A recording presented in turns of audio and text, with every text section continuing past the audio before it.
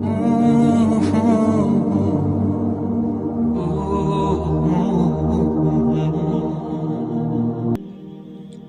پہلے انسان کے دل میں مجازی محبت کا بیج بوتا ہے، پھر اس مجازی کو آزمائشوں میں جلا کر کندن بنا دیتا ہے، اور جب انسان کا دل نرم ہو جاتا ہے کہ اللہ پاک کی محبت اس میں گر سکے، تو اللہ پاک اس دل کو اپنے لیے منتخب کر لیتا ہے۔ اللہ ایک انسان کے لیے دوسرے انسان کی محبت کا انتخاب پہلے کیوں کرتا ہے؟ اللہ آزماتا ہے انسان کو اس کے ہی جیسے دوسرے انسان کے ذریعے کیوں آزماتا ہے؟ تاکہ اس دل کی آزمائش ہو سکے، اس دل کو ایک کا ہو کے رہنا آتا بھی ہے یا نہیں۔ اور جب انسان اسی دوسرے انسان کے ہاتھوں ٹوٹ جاتا ہے جس نے اسے اپنا بنا رکھا ہوتا ہے، تو اللہ ہی سب سے پہلے یاد آتا ہے، اور پھر اللہ ہی یاد رہ جاتی ہے۔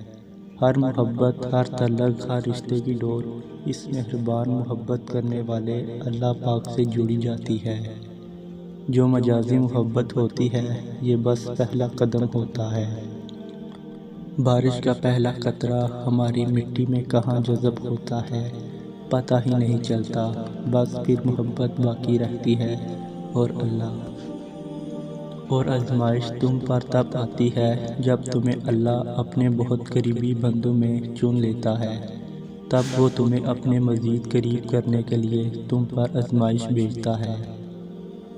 آزمائش اللہ کی طرف سے ہوتی ہے، اور یقین مانو آزمائش کبھی بھی تمہیں تکلیف پہنچانے کے لیے نہیں بھیجی جاتی۔ ایک ہوتی ہے آزمائش اور ایک ہوتی ہے تکلیف، ان دونوں میں بہت فرق ہوتا ہے، لیکن تم سمجھنے میں غلطی کرتے ہو۔ جب تم لوگوں کے پیچھے اللہ کو چھوڑ دیتے ہو، اور جب تم لوگوں سے امیدیں وابستہ کر بیٹھتے ہو، تب پہنچتی ہے تمہیں تکلیف، جس سے نکلنے کے بعد بھی تم اس کے اندر موجود رہو، یہ ہے تکلیف۔ اور پتہ ہے تکلیف کیا ہے؟ کہ جو تمہیں صحیح معنوں میں تکلیف میں مبتلا چھوڑ جائے، بلکہ یہ تمہیں ایک بہترین اور سمجھدار انسان بنانے کے لیے بھیجی جاتی ہے۔ آزمائش تمہیں دنیا کے سارے رنگ دکھانے آتی ہے۔ یقین مانو تمہاری زندگی میں کوئی بھی آزمائش ایسی نہیں گزری ہوگی جو تمہیں کچھ نہ کچھ سکھا کر نہ گئی ہو، اور جو تمہیں ہر پل کی اذیت اور مایوسی میں مبتلا کر جائے۔